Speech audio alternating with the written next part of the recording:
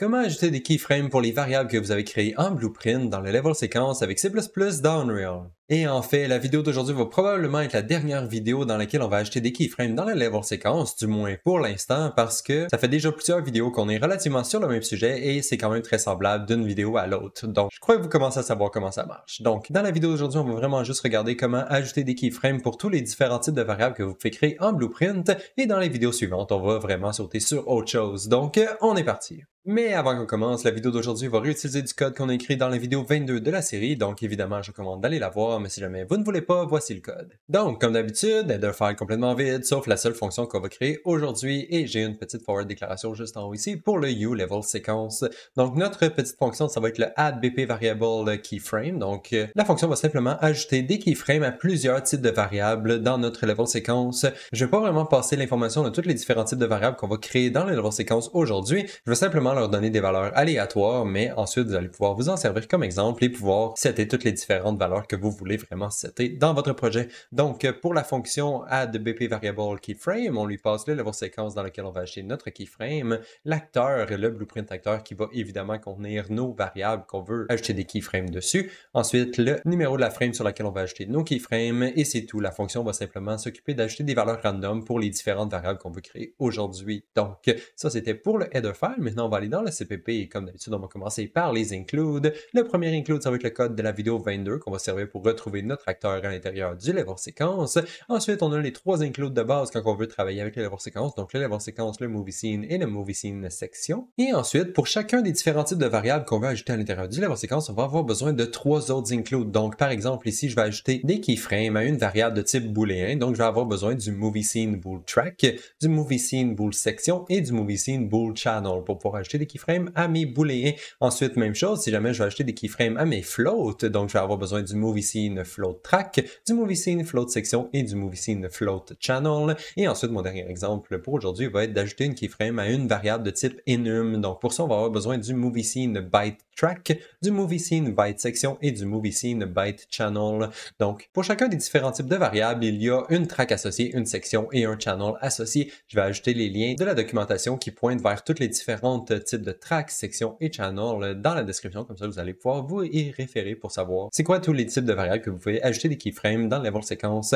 Mais pour aujourd'hui, on va simplement focuser sur ces trois types de variables-là. Bon, ok, avant de pouvoir commencer à coder, il faut ajouter tous les modules qu'on a besoin. Donc on a le level séquence, movie scene track, et je crois que c'est tout. Oui, ok, on a besoin de ces trois modules-là, donc on va aller dans le build.cs, on va aller faire sûr qu'ils sont là. J'ai le movie scene track, et j'ai le level séquence. Parfait, j'ai mes trois modules qui sont déjà ajoutés dans mon build.cs, donc j'ai pas besoin de rien ajouter. Mais si jamais vous en manquez, faites sûr de les ajouter, sinon ça ne compilera pas. Parfait. Donc maintenant, on peut retourner dans le CPP et on va commencer notre fonction. Et en fait, la fonction va être longue parce qu'on a beaucoup de variables à setter. Mais par contre, elle va commencer comme beaucoup de fonctions qu'on a fait avant. Donc, premièrement, on valide que le level séquence est valide parce que sinon, on ne sera pas capable d'acheter des keyframes à l'intérieur d'un level séquence. Ça n'existe pas, évidemment. Et même chose, on va essayer de retrouver notre acteur à l'intérieur du level séquence avec la fonction getActorUID from level séquence qu'on a écrit dans la vidéo 22 de la série. On lui passe l'acteur, le level séquence et la fonction devrait nous retourner le UID de notre acteur. Si le UID n'est pas valide, évidemment, on ne pourra pas acheter une keyframe à cet acteur-là, donc on va simplement retourner immédiatement aussi. Donc maintenant qu'on sait que le level séquence est valide et que l'acteur est valide à l'intérieur du level séquence, on va devoir calculer le frame number, qui est l'endroit où on veut setter notre keyframe dans le level séquence. Donc on prend le tick résolution, on le divise par le display rate, ça nous donne le nombre de ticks qu'il y a pour chacun de nos frames, qu'on peut ensuite multiplier par le numéro de la frame qu'on a reçu en input, et ça va nous donner notre frame number. Ça, c'est l'endroit où on veut créer notre keyframe. Et voilà, c'est tout. On a fait toutes les étapes de préparation qu'on avait à faire. Maintenant, on peut commencer à ajouter notre première keyframe. Donc, je vais descendre juste ici. Et donc, notre première keyframe va être de type booléen. Donc, on va avoir besoin d'une movie scene bool track. Donc, je vais demander à mon movie scene s'il y a déjà une track de type uMovie scene bool track sur mon acteur. Donc, ça, c'est le UID de mon acteur. Je regarde sur mon acteur s'il y a déjà une track de type uMovie scene bool track. Et la track qui m'intéresse, c'est la track qui a le même nom que ma variable dans le blueprint. Donc, dans mon cas, ma variable se nomme myBPBoolVariableName. Donc, je cherche pour une track qui a exactement ce nom-là pour voir si la track est déjà présente à l'intérieur du level séquence. Si elle est déjà présente, eh bien, évidemment, elle va se retrouver à l'intérieur de ma variable et on va pouvoir simplement l'utiliser pour ajouter une nouvelle keyframe à l'intérieur de notre track. Mais si jamais la track n'est pas présente à l'intérieur du level séquence, séquence, il va falloir l'ajouter évidemment. Donc, si la track est égale à nul, on va simplement demander à notre movie scene d'ajouter une nouvelle track. Le type de la track, c'est évidemment le même type qu'on cherchait juste en haut, donc le uMovieSceneFullTrack, et on veut évidemment ajouter notre track sur notre acteur. Donc ça, c'est le ID de notre acteur, et ça va créer notre track. Mais par contre, maintenant, il nous reste à associer notre track avec notre variable en Blueprint, et en fait, c'est relativement simple à faire. On peut simplement faire un setPropertyNameAndPath, et ça va simplement lier notre track, donc la track est juste ici, ça va la lier à notre variable qui est en Blueprint. Donc la variable que j'ai juste là, c'est le nom de ma variable en Blueprint, et elle va être liée à notre track. Comme ça, quand on va changer la valeur de nos keyframes sur notre track, ça va directement les lier à nos variables qui sont en Blueprint. Et je suis chanceux, dans le cas de la vidéo d'aujourd'hui, autant le nom de ma variable et le path de ma variable, donc les deux qui sont juste ici, ça c'est le nom et ça c'est le path, les deux ont le même nom et ils correspondent exactement au nom de ma variable qui se trouve en Blueprint. Donc je suis chanceux, c'est relativement simple à faire, mais ça arrive des fois des cas spéciaux dépendant comment vous avez écrit le nom de vos variables, que le nom peut être le même, le path peut être différent du nom, et parfois c'est difficile à savoir c'est quoi le nom que vous devriez setter à votre track et ainsi que le path. C'est quoi le path qui devrait être seté à votre track pour qu'il puisse affecter votre variable. Moi, dans ces cas-là, ce que je fais, c'est simplement ajouter un breakpoint à l'intérieur de la fonction setPropertyNameAndPath. Donc, cette fonction-là qui est juste ici, j'ajoute un breakpoint à l'intérieur et ensuite, je fais simplement ajouter ma track manuellement dans l'éditeur. Comme ça, ça va simplement appeler notre fonction setPropertyNameAndPath et ça va lui passer les informations de nom de la propriété et de path de la propriété. Donc, vous allez pouvoir lire c'est quoi ces variables-là et ensuite les réutiliser dans votre code si jamais utiliser le nom de la variable telle qu'elle ne fonctionne pas. Mais comme j'ai dit, dans la vidéo d'aujourd'hui, on n'aura pas besoin de le faire parce que simplement utiliser le nom de la variable, autant pour le nom de la propriété et le path de la propriété, ça fonctionne très bien. Donc, on n'a pas besoin de se casser la tête. Voilà. Donc, soit on a trouvé notre track si elle était déjà présente dans la level séquence, ou soit on en a créé une nouvelle et on l'a liée à notre propriété qui se trouve en Blueprint. Maintenant, il faut ajouter notre section à l'intérieur de notre track comme on l'a fait précédemment. Donc, ici, je vais simplement appeler la fonction findOrAddSection sur notre track. Donc, j'ai ma track ici, soit je trouve ou j'ajoute une nouvelle section sur cette track-là. Évidemment, la section que je recherche doit être autour du frame number que je veux ajouter ma clé à l'intérieur. Donc, voici le frame number que je recherche. Et ensuite, il faut aussi lui passer un petit booléen ici que la fonction va se servir pour nous indiquer si elle vient d'ajouter une track ou non à l'intérieur du level séquence. Si elle a ajouté une nouvelle section à l'intérieur du level séquence, évidemment, le booléen va être à true. Sinon, il va être à false.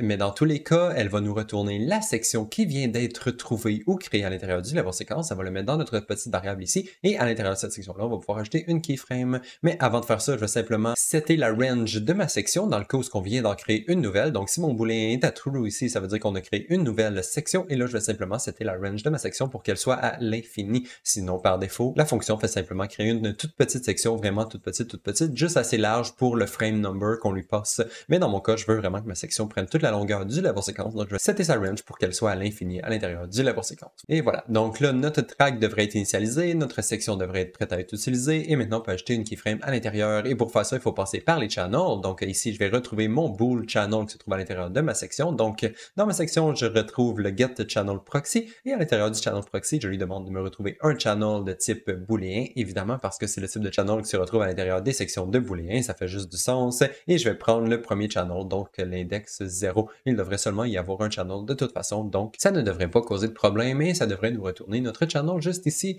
Et maintenant qu'on a notre channel, on peut finalement ajouter notre keyframe dessus. Donc, sur notre channel, on va appeler la fonction addKeys. Elle s'attend à recevoir un array de keyframes et un array de value. Dans mon cas, j'ai seulement une keyframe et une valeur que je veux lui assigner. Donc, je vais simplement les mettre dans des arrays. Donc, ici, les brackets, c'est pour les convertir en array. Donc, il y a un array de keyframes parce que j'ai rajouté des brackets. Et ensuite, j'ai aussi un array de booléens parce que j'ai rajouté des brackets. Et comme j'ai dit, les valeurs aujourd'hui m'intéressent peu. Donc, je vais simplement générer un booléen aléatoire que je vais appliquer à ma frame juste pour voir si ça fonctionne. Qu'on a bel et bien réussi à rajouter une keyframe à l'intérieur du level séquence.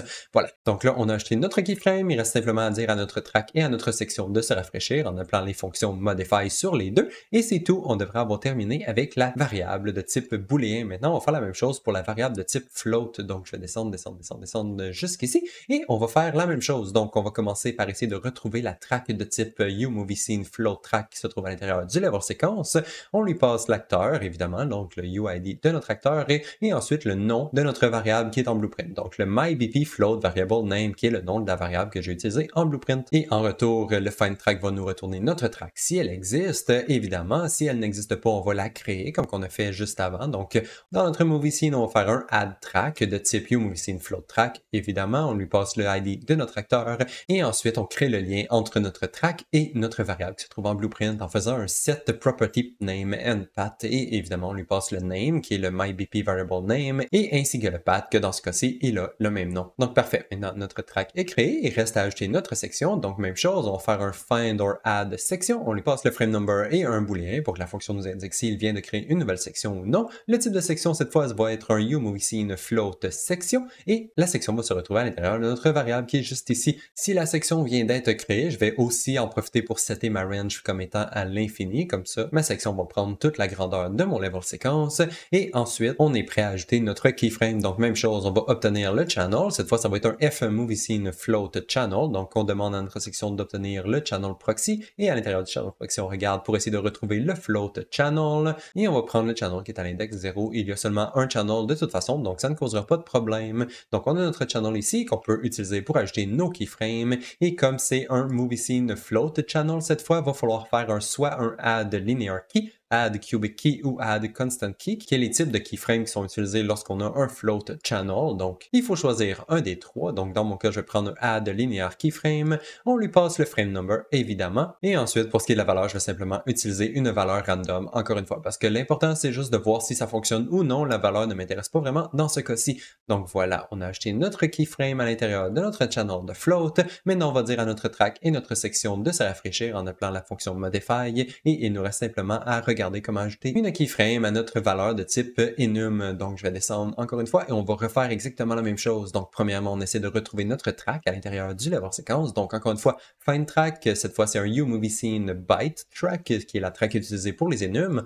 On lui passe l'ID de notre acteur, le nom de notre variable, qui dans mon cas est mybpByte variable name. Ça va nous retourner notre track. Si la track n'existe pas, on va évidemment la créer. Donc, MovieScene add track uMovieScene byte track. On lui passe le UID de notre acteur et ensuite on lie notre track à notre variable juste ici en faisant un set property name and path et notre track devrait être bien initialisé. Maintenant on va faire la même chose pour la section, donc encore une fois on fait un find or add section, on lui passe le frame number et on retourne un booléen ici qui va nous dire si la section vient d'être ajoutée. Dans tous les cas on a notre section qui est juste ici, on va simplement s'assurer de setter sa range comme étant infinie si jamais on vient de créer notre section. Évidemment encore une fois c'est juste dans mon cas à moi, si jamais vous voulez avoir une range plus petite ou entre les frames 50 et 200, vous pouvez le faire, ça n'a aucun problème, vous pouvez simplement setter les valeurs que vous voulez, mais dans mon cas, je garde ça simple et je la mets infinie, et une fois qu'on a notre track et notre section, il reste simplement à obtenir notre channel, la même chose, on fait un get channel proxy, get channel, le type de channel c'est le fMovieScene byte channel, et on prend le channel à l'index 0, encore une fois, ça va nous donner notre channel, maintenant qu'on a le channel, on peut simplement ajouter une keyframe à l'intérieur, et on est de retour avec notre fonction add keys qui s'attend à recevoir des arrays, donc je vais simplement prendre mon frame number et le mettre à l'intérieur d'un array. Même chose pour ma valeur d'enum, je vais simplement me générer une valeur d'enum aléatoire que je vais mettre à l'intérieur d'un array en utilisant les brackets juste ici. Et maintenant, notre keyframe devrait se retrouver à l'intérieur de notre track d'enum. Il reste simplement à dire à notre track et notre section de se rafraîchir en appelant les fonctions modify. Et c'est tout. Maintenant, on peut dire à l'utilisateur que ça a été un succès et c'est temps d'aller dans Unreal pour voir si ça fonctionne. Donc, me voici dans Unreal. Je suis dans un monde relativement vide. J'ai un level séquence avec un seul acteur à l'intérieur qui est mon cube que j'ai juste ici. Mon acteur, c'est mon blueprint que j'ai juste ici et on peut voir à droite qu'il y a trois variables à l'intérieur. J'ai le mybpBool variable name, float et byte variable name. Et donc, ça, c'est les variables qu'on va contrôler avec nos keyframes à l'intérieur du level séquence. Si je vais voir à l'intérieur de mon blueprint que j'ai juste ici, on peut voir que mes variables sont juste là, juste à gauche. Donc, j'ai un booléen, j'ai un float et j'ai un enum. Et ces variables-là sont toutes instances éditables et expose to cinématique. Pour pouvoir les contrôler à l'intérieur du level séquence, il faut qu'elles soient expose to cinématique, évidemment. Donc, j'ai mes trois petites variables ici qu'on va contrôler à l'intérieur du level séquence et pour pouvoir ajouter nos keyframes, on va utiliser une petite interface comme d'habitude. Donc, celui-là, il va être super simple. Je peux simplement setter la frame que je veux utiliser pour créer mes random keyframes et ensuite, quand je clique sur le bouton Add Keyframe, ça va évidemment appeler notre fonction qu'on a créée aujourd'hui qui va créer des keyframes random. Donc, le Add BP Variable Keyframe juste ici, on lui passe le level séquence qu'on veut utiliser. Donc, dans mon cas, le 35 que je vous ai montré juste au début. Ensuite, pour mon acteur, je vais prendre mon cube qui est à l'intérieur de mon level, évidemment, et finalement, évidemment le frame number, ça va être le frame qui est écrit dans ma spinbox. Et maintenant, on va aller voir ce que ça donne. Donc ici, j'ai mon petite interface. Si je fais add keyframe, ça devrait ajouter des keyframes à mon acteur. Et voilà, ça a ajouté des keyframes pour mes trois variables. Donc j'ai mon byte, mon float et mon booléen juste ici. Donc on voit que ça fonctionne et ça a modifié mes valeurs qu'on peut voir à droite.